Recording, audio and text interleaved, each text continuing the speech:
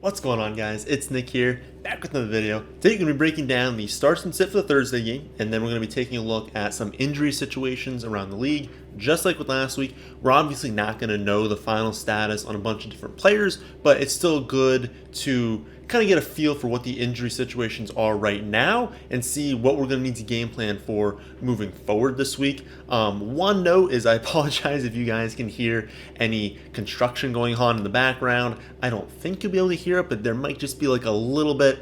Nothing I can do at this point. I've waited long enough to make the video. We're just going to have to make it and deal with the noise if there is. And again, I don't think you guys are going to hear, but if you do, I apologize. So with that, let's get things started off as usual. Saturday. Yesterday's stat, or actually be Monday's stat, was 2 running backs have at least 3 lost fumbles on the season. Antonio Gibson with 1. Who else? It's actually Austin Eckler had 2 last week. At Cody Groff was first get that right on Twitter, and Davis Garrett was first get that right on YouTube. Today's stat. Over the last 5 weeks, the top 4 running backs in half PPR points per game are Jonathan Taylor, Joe Mixon, James Conner, and who is 4th? All right, let's talk about the Thursday night game first. We're going to have Steelers at Vikings. This game has a very low, or not very low, we've seen lower totals, but a pretty low 43.5 point total. Probably going to be a little bit on the grosser side. Unlikely this game turns into a shootout, and the Vikings are 3.5 point home favorites. For the Steelers, this is a plus matchup for the wide receivers, as the Vikings have actually allowed the most schedule-adjusted fantasy points to opposing wide receivers. Deontay Johnson's commanded at least 11 targets in 6 of his last 7 games, and he's now the wide receiver 10 on the season. You're obviously starting him. You were never benching him. On the other wide receivers, the only one you can really think about right now is Claypool, outside of like 16 or 18 team leagues. It's Deontay Johnson and it's Claypool. You're just not starting anyone else. And Claypool is like a solid flex option, right? I wouldn't feel fantastic about him at wide receiver 2. He's averaging just over 7 targets per game in the season, which is solid, but it comes with just over a 50% catch rate because, you know, his targets are different than Deontay Johnson's. Deontay Johnson's going to catch more of his targets, and the fact that he's getting so many of them, that reception floor is there. The reception floor isn't really there for Claypool. A very likely outcome here for him is like 3 or 4 receptions around 50 to 65 yards, which is solid in the flex. It comes with touchdown upside. It comes with the upside that he could catch, a 40-yard touchdown, have 5 for 110 to score. That's in his range of outcomes, and it's why I like him in the flex. Just note that, he has over 3 catches and only 4 of 10 games this season. So the floor is still really, really low, right? You can still go out there and have 2 for 40. That could absolutely happen. So not a smash play, not someone you need to start, but I think as like maybe a little bit of a lower end flex play, that's solid. Outside of those 2, I think you can play Pat Freiermuth as like a low end tight end 1, somewhere in that 7 to 9 kind of range. This is a tough matchup, though, as we've talked about plenty of times, matchup only matters at the extremes for tight ends, right? You can have like a top 5 matchup for a tight end, a bottom 5 matchup, and then pretty much everything else in between. It mostly comes down to how is this tight end used in the offense, right? You can have a great matchup, but if you're not getting targets, the matchup isn't all of a sudden making you a tight end 1, right? And I think Pat gets enough volume and tight end is thin enough as a position to where this is just like neutral, right? Just kind of expect what you usually expect with Pat. The problem with Pat is that he's not a player they pepper with targets, and he has over 45 receiving yards in 1 game this season. So he's not a high upside play. You're going to be disappointed with the production if he doesn't score a touchdown, but if he's your only option, you're looking at free agency and you're like, he's not a bad play. Just don't expect him to go off, especially if he's not scoring this week. The only other viable player here is Najee Harris, and you don't need me to tell you he's a must start every week. He sees so much volume that he's going to be inefficient, but he's got touchdown upside, reception upsides. You're definitely playing him.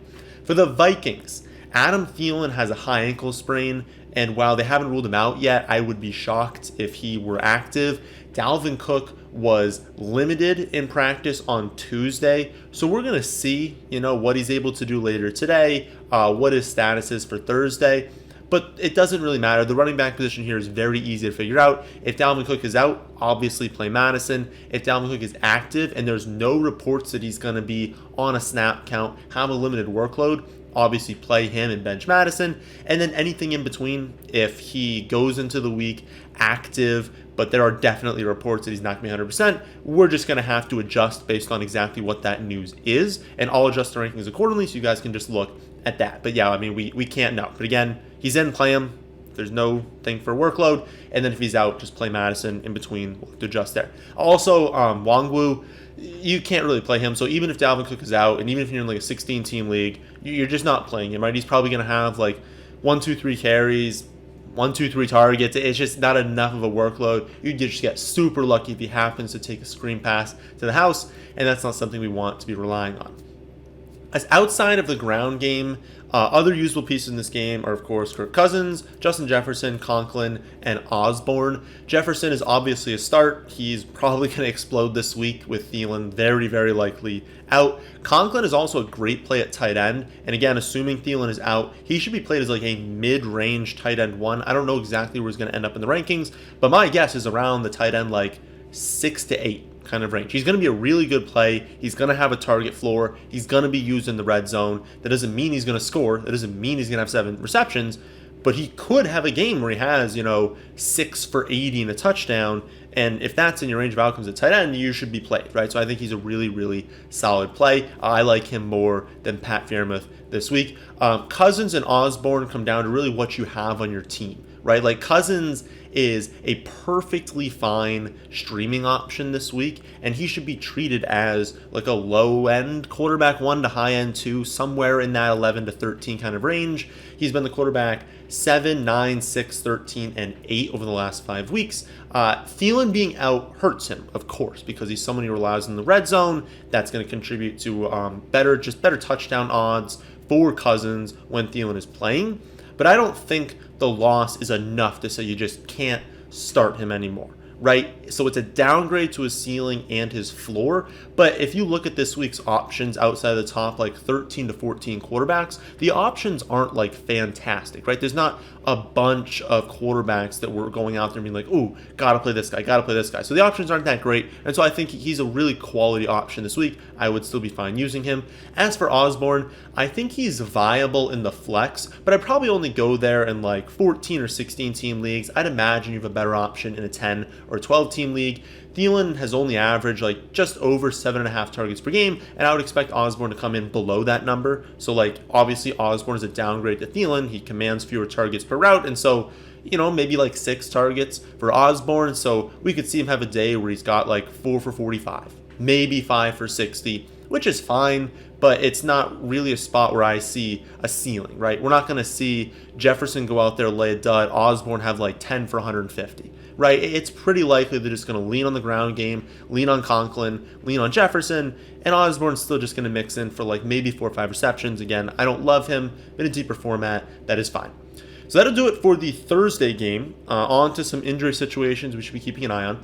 Alvin Kamara is expected to return this week, so that is obviously good news for anyone who has him and bad news for Ingram owners. Kamara is a must start if he is back, and Ingram needs to be moved back onto benches. McVay was asked about Sony Michel and Henderson, about that split when Henderson is back, and he didn't say, that Henderson's just the clear number 1, but he basically said that. He was like, oh, yeah, like Sony was good, Sony's going to mix in, but Henderson's the lead back. Henderson's the guy we're going to be leaning on, and so expect that, right? That's also news that's like not contrary to what we were thinking, right? If he came out and said something that we were like, whoa, that's not what we were expecting, we'd have a little hesitancy. That's what we expected to happen anyways. Henderson's the guy. Henderson's better than Sony Michel. Sony Michel did great against the Jaguars, right? But it was the Jaguars, and so I expect Henderson to still be a clear 1A, and it's not a 1A, 1B. It's like a 1A and then, 2B, right? It's not going to be that close. He's still going to mix in, pretty similar to what he was doing beforehand. K.Allen is very likely out this week after testing positive. He is vaccinated, so it's absolutely possible he returns. I believe, don't quote me on the rules, I think he needs 2 negative tests over like a 48-hour span, something like that. But it's possible. It's possible he comes back, but it's likely he's out. If he's back, well, it's the same as always, so I don't need to go over it. But if he is out, Mike Williams is going to be a very, very strong play. Someone that if you have him, you're getting him into your starting lineup. He'll have a very high floor and a very high ceiling. Unfortunately, nothing really behind it. I think after Mike Williams, they're going to maybe give more work to Eckler, maybe use some of the running backs a little bit more, rotate in like 3 different tight ends, multiple wide receivers. So everyone's just going to get a little bit more work, and no one becomes extra appealing besides Williams and Eckler. I think both those guys would just be smash plays, but outside of those two, I don't think anyone else would be a must play. Harrison Bryant is doubtful this week, and David Njoku is on the COVID list. And so if both those guys are out, then Austin Hooper is going to be very, very interesting as a streaming option this week. It's not really a play in like 8 or 10 team leagues, but as soon as you get into a 12, 14, 16 team league, like it is absolutely possible if those guys are out that like he has a really, really nice target share. So watch the status of Harrison Bryant and David Njoku. If both those guys are out, Austin Hooper is a solid option this week. Shanahan is hoping Deebo Samuel can return this week, but obviously, like, everyone hopes Deebo Samuel is going to return this week, right? It doesn't mean he's going to. Watch his practice reports on Thursday, on Friday. If he is out both those days, well, he's probably not going to play. If he can just get limited on Thursday or Friday, then he's definitely got a chance to return. I would call it fairly unlikely, but I guess it is absolutely possible. Just monitor that situation, though. Kittle is a must-play either way, but assuming that Deebo were to be out, it's definitely a positive for Brandon Ayuk. Obviously, he didn't have a great game last week, but he would still have a very high target share in the offense. They're unlikely to be featuring any other wide receivers over him, and so I think you'd be starting Ayuk, you'd be starting Kittle if Deebo is out. If Deebo plays, then we need to kind of go over that, and we will go over that on the Friday video. The 49ers backfield is in shambles again. Trey Sermon was placed on the IR. Jeff Wilson's knee is flaring up. Elijah Mitchell is in the concussion protocol. So we're just going to have to see who can play.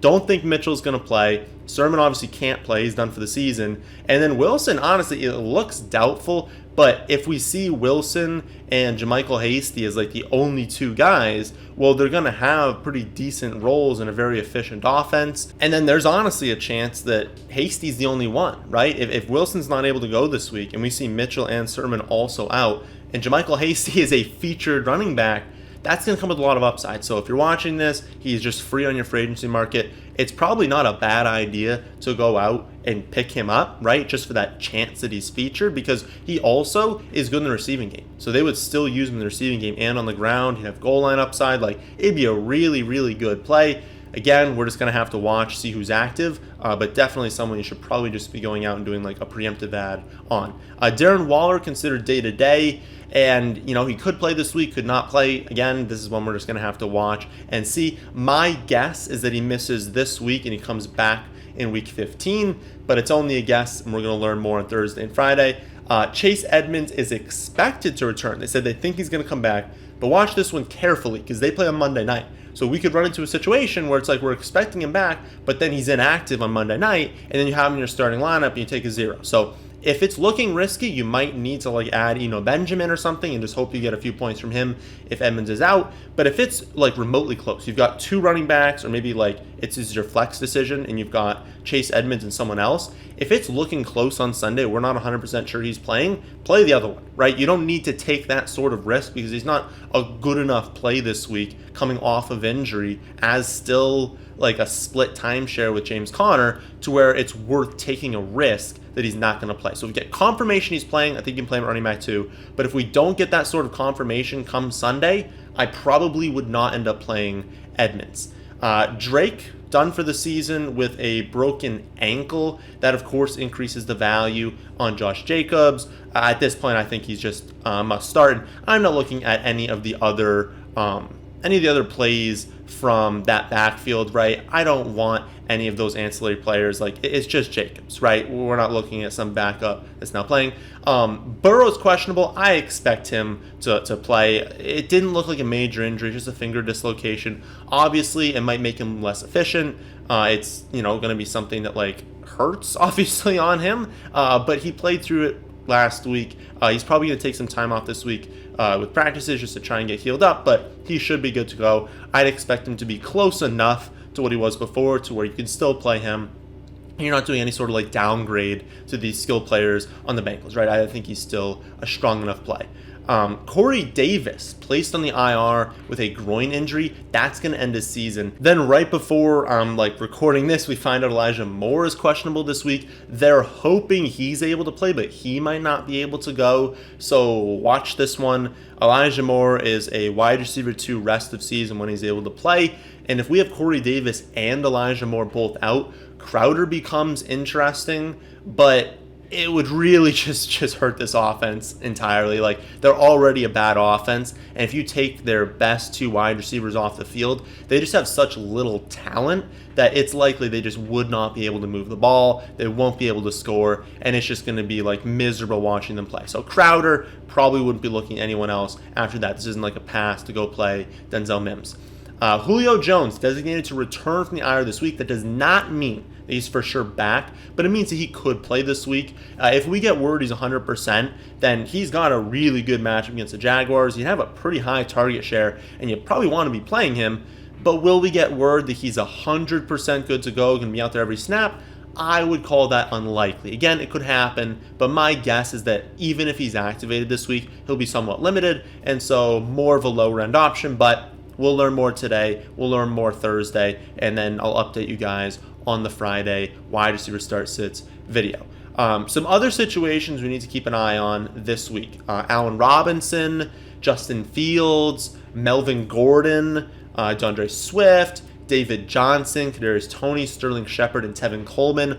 All those guys are questionable. I believe Coleman just put in the concussion protocol, so I would guess that maybe he's not playing this week. But everyone I just mentioned, I don't have a read on. We haven't gotten any sort of news as to how they're recovering, so just keep an eye on the practice reports from these players, especially Thursday and Friday, right? Because Wednesday is still a pretty big rest day in general, so you're not overly concerned. It's obviously not good when your players aren't practicing, but when someone misses practice on Wednesday, it's not the end of the world. People will just do that sometimes.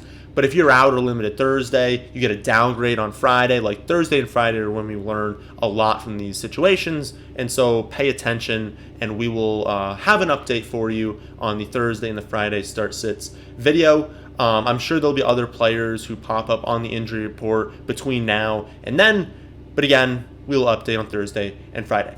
So that'll do it for this one. Hope you all did enjoy. If you did, how about hitting that like button, and how about subscribing to the channel if you're new here? Thanks for watching.